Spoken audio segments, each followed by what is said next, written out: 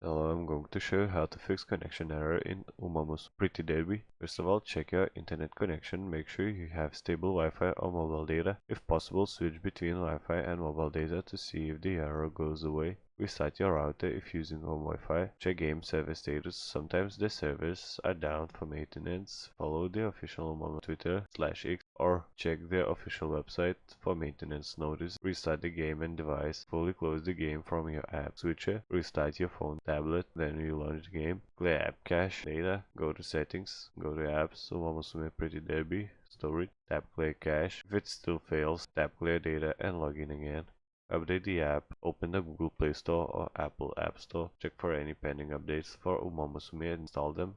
Disable VPN, proxy. The game may block connections if using a VPN, especially if the region doesn't match. Turn off VPN and try connecting again. Change DNS settings. Use a public DNS like 8.8.8.8 or 1.1.1.1 to improve connectivity. This is done in your device's Wi-Fi settings. Reinstall the game. If none of the above works, uninstall and reinstall the game. Make sure your account is linked to Facebook, Google, or Apple before uninstalling to avoid data loss.